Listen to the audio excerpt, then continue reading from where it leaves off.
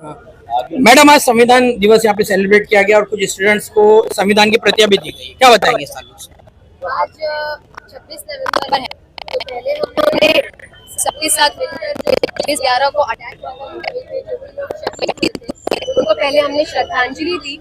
उसके बाद हमने यहाँ पर कॉन्स्टिट्यूशन डे सेलिब्रेट किया है। कॉन्स्टिट्यूशन की किताबें जो एडवोकेट्स हैं उनके हाथों से सिर्फ स्टूडेंट्स को नहीं, आम नागरिकों को भी बांट कर किया है, क्योंकि आज जो हमारे देश में मामला चल रहे हैं, जो हालात चल रहे हैं, मुझे ऐसा लगता है हम सबको कॉन्स्टिट्यूशन की मालूमात होनी चाहिए। आज हम कॉन्स्टिट्यूशन को बचाएंगे, कल कॉन्स्टिट्यूशन हमको बचाएगा। कॉन्स्टिट्यूशन एक ऐसा हथियार है हमारे पास जो हमको हर तरफ प्रोटेक्ट कर सकता है पीसफुली। अगर आपको आपके राइट्स पता है तो आप पीसफुली हर जगह एग्जिस्ट कर सकते हैं, को एग्जिस्ट कर सकते हैं और आप हमेशा सुरक्षित रह सकते हैं। इसीलिए सिर्फ एमपीएससी यूपीएससी लॉ स्टूडेंट्स ही नहीं, जिनको भी पढ़ना लिखना आता हो, चाहे आप कोई भी फील्ड के हो, आपको आपके बेसिक राइट्स और प्रीएम्बल के बारे में, कॉन्स्टिट्यूशन के बारे में, आपको आपकी राइट्स एंड ड्यूटीज के बारे में आपको जानना, आपको पता होना बहुत ज्यादा जरूरी है। तभी आप आज की तारीख में सर्वाइव कर सकते हैं।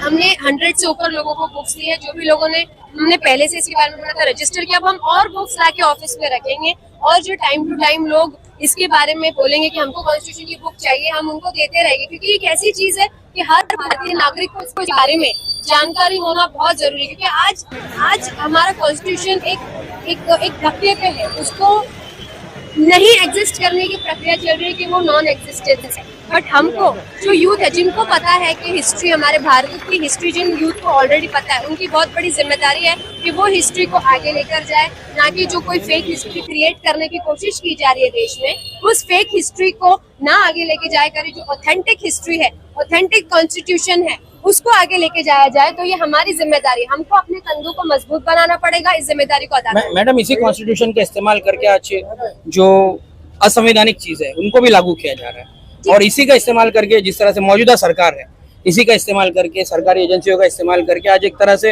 हवा खड़ा रखा है, उन्होंने दहशत बना रखी।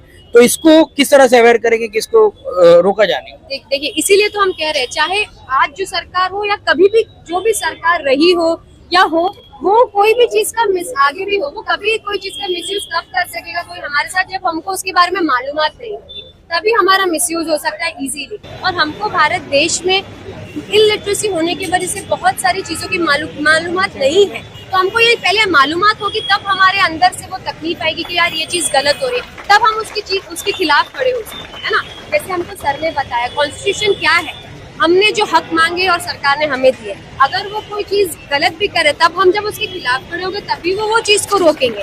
तो हमको जब मालूमात होगी कि ये गलत है, ये सही है, तभी हम उसके खिलाफ खड़े हो सकते हैं। तो इसीलिए कॉन्स्टिट्यूशन के बारे में जानिए, सीखिए, तो हम अपने राइट्स को जी सकते हैं। लोगों को बुक दिया गया है, उनके लिए कहते हैं जो लोग घर पे जाके रख देंगे, उनको कैसा नहीं, इसीलिए आप अगर देखें तो हमारे हमेशा नंबर्स 100 से बहुत ज्यादा होते हैं कोई भी प्रोग्राम में, पर यहाँ पे अल्हम्दुलिल्लाह, पर यहाँ पे 100 इसलिए है क्योंकि लिमिटेड जो लोग पढ़े इसको, है ना, जो पढ़ना चाहिए। हमने लोगों को रजिस्टर करने बोला कि आप लोग पढ़ेंगे, वही बच्चे आप लेके जाइए, और हम फोर्स भी कर रहे हैं। मैंने उनका भी ये भी बोला है कि मुझे बताना आपने क्या पढ़ा, क्या सीखा मुझे, क्योंकि मेरे साथ वो लोग ज्यादा एक्टिव है सोशल मीडिया के थ्रू, काफी सारे लोग मेरे साथ एक्टिव रहते हैं, इंटरैक्ट करते रहते हैं, ऑफिस पर आके भी इंटरैक्ट करते रहते हैं। तो इसलिए इंशाल्लाह स्लो अदर लैंग्वेज में मिलेंगी ये बुक्स, अभी तो ऑफिस पर रख रहे थे। हाँ, अभी हम इंशाल्लाह उसको हिंदी में रखेंगे ऑफिस में। देश में कुछ ऐसे लोग जो संविधान को बदलने की बात करते हैं, उनको क्या कहना चाहिए? मैंने इसीलिए तो बोला कि हम संविधान पहले जाने और फिर उसके बाद जब जो बदलने की कोशिश करेगा उसके खिलाफ हम लड़ेंगे। कुछ बातें रखी गई है लोगों को, तो किस तरह रखी गई है बातें और क्या समझाया है लोगों को? राइट्स के बारे में समझाया, ड्यूटीज के बारे में समझाया कि कुछ हमारे राइट्स है और कुछ हमारे देश को लेकर ड्यूटीज है, हमको दोनों को ही संभाल कर लेकर चलना है। मुस्लिम कम्युनिटीज में वकीलों की कितनी जरूरत है, क्या कहेगी उस ताल्लुक से? वकील बहुत सारे हैं, वकील बहुत सारे हैं, काफी सारे वकील हैं। अगर आप काउंट देखें तो वकील बहुत सारे हैं, बट मुस्लिम कम्युनिटी में नहीं, इंडिया में ही पढ़ाई की लिखाई की बहुत ज्यादा जरूरत है। Okay, thank you.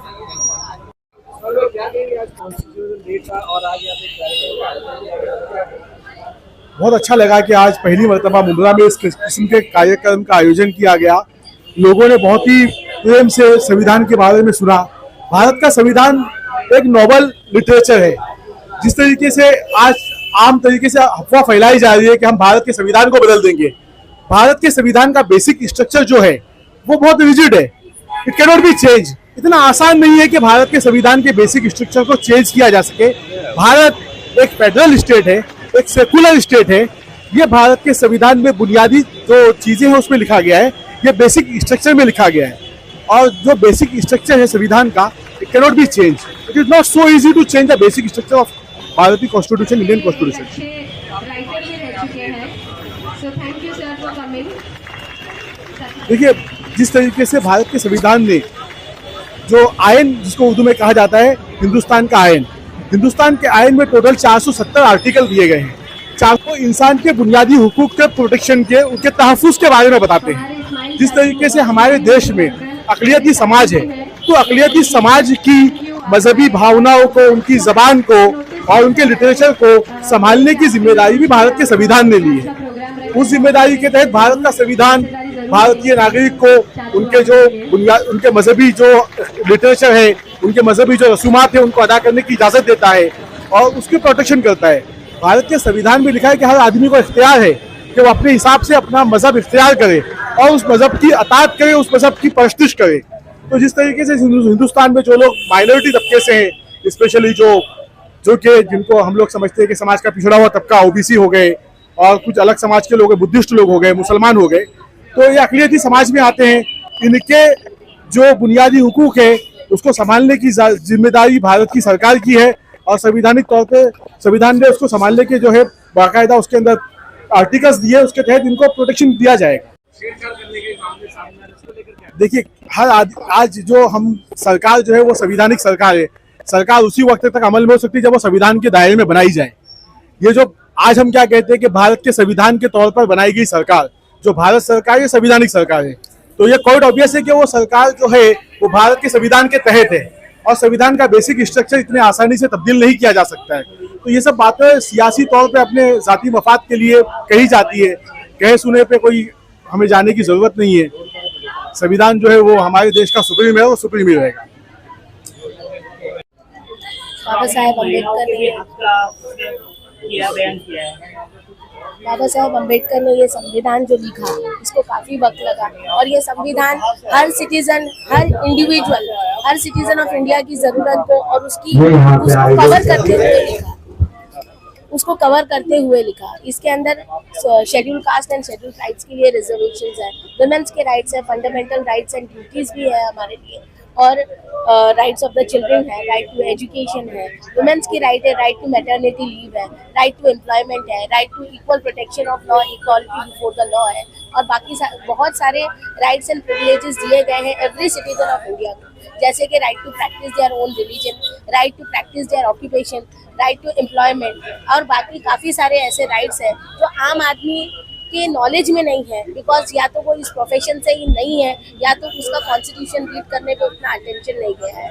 I request all the citizens of India and specifically all the inhabitants of Mumbra के रहवासी, मुमरा के रहने वाले लोग, जो हम लोग एक माइनॉरिटी कम्युनिटी कहे जाते हैं, मुस्लिम समाज एक माइनॉरिटी कम्युनिटी कहा जाता है। यहाँ के जो बच्चे हैं या तो स्कूल ड्रॉप आउट से या लैक ऑफ इकोनॉमिक कंडीशंस के वजह से या बैकवर्ड इकोनॉमिक कंडीशंस की वजह से रेट ऑफ अनएम्प्लॉयमेंट बहुत ज़्यादा है, rate of drop outs in school बहुत ज़्यादा है। इसलिए मैं रिक्वेस्ट करूँगी एवरी इनहेबिटेंट ऑफ मुमरा को, एवरी रहवासी ऑफ मुमरा, कि आप अपने बच्चों को अच्छी एजुकेशन दीजिए।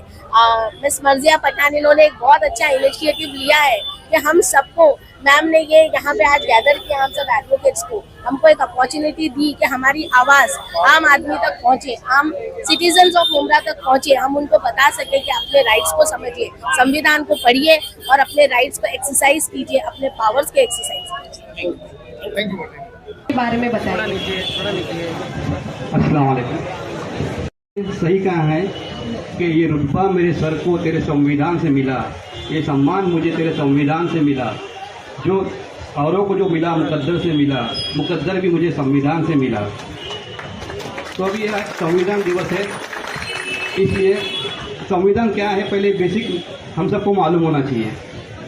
संविधान जो हमारा कॉन्स्टिट्यूशन है, इसमें हमें क्या हक दिए गए हैं, ये हक के बारे में हमें जानना है। आज हम लोग ये प्रोग्राम कर रहे हैं, ये हमारा संवैधानिक हक है। आज हम लोग हमारी इबादत करते हैं, मस्जिदों में जाते हैं, जो प्रोसेशन करते हैं रिलीजियस, ये सब संविधानिक हक है और ये संविधान से हमें मिला है। आर्टिकल 14 कहता है कि equality before law and equal opportunity before law. Equality before law मतलब कानून के नज़र में सब एक बराबर है और सबको इक्वल अपॉर्चुनिटी मिलना चाहिए, किसी में भेदभाव नहीं होना चाहिए। चाहे वो राजा हो तो उसको वही सज़ा मिलना चाहिए, पैसे वाला हो तो उसको भी वही सज़ा मिलना चाहिए जो गरीब को मिले, या जो भी कानून है सबके लिए एक बराबर है, भेदभाव नहीं होना चाहिए, मजहब के नाम पे भेदभाव नहीं होना चाहिए। जैसे आज से कुछ साल पहले आप लोगों को याद होगा कि नहीं, एक रिक्शा वाला था बॉम्बे में, वो मॉल में अपने फैमिली के साथ गया, उसको रिक्शा मॉल के पार्किंग में पार्क करने नहीं दी गई। क्यों? क्योंकि वो रिक्शा लेके गया था। और जब ये बात मीडिया में आई, लोगों ने इसके खिलाफ आवाज़ उठाई, तो फिर मॉल वालों ने रिक्शा वाला अगर अपने फैमिली के साथ आता है तो उसको अलग से पार्किंग अंदर देने का इजाज़त दी गई है। ये एक संविधान की वजह से हमें ये राइट मिला है उनको। दूसरा है आर्टिकल 16 कि जॉब जो है, एम्प्लॉयमेंट है, वो मेरिट पे हो, कोई जात के नाम पे, धर्म के नाम पे भेदभाव ना हो, सबको जो भी है मेरिट के नाम पे जॉब मिलना चाहिए, ये आर्टिकल 16 बताता है। Article 19 freedom of press and expression. लेकिन हमें हमारी विचार, हमारी सोच, हमें गवर्नमेंट के खिलाफ बोलने का पूरा हक है, गवर्नमेंट अगर गलत है तो। ये हमको आर्टिकल 19 की वजह से मिला है।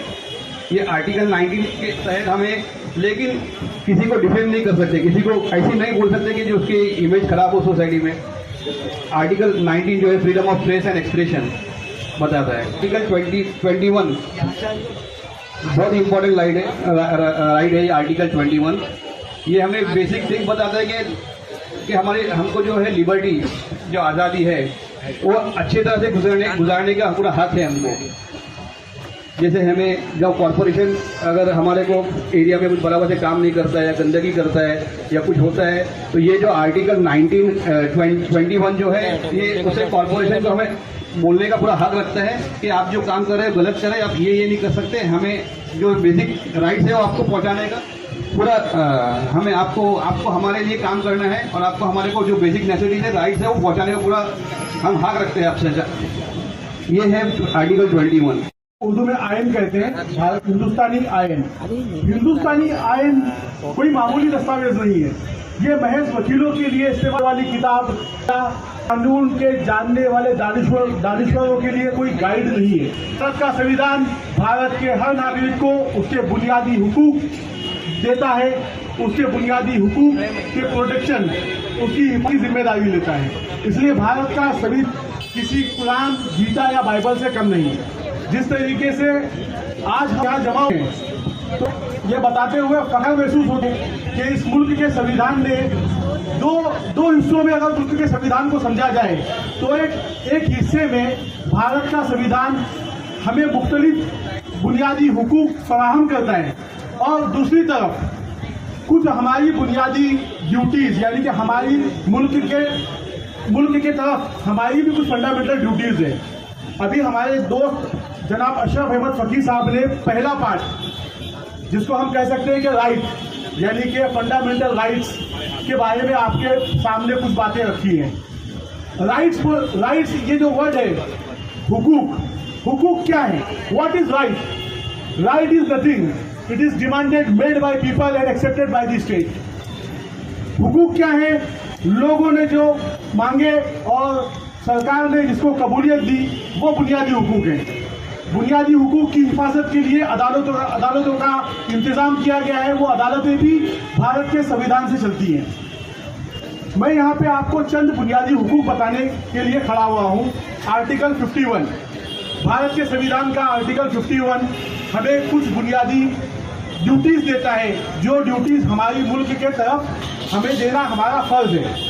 सबसे पहली बुनियादी ड्यूटी हमारी ये है कि भारत के राष्ट्रीय ध्वज की जो है हम उसकी तकमील करें, हम उसकी इज्जत करें। जो भारत का जो हमारा जो झंडा है, जो हमारा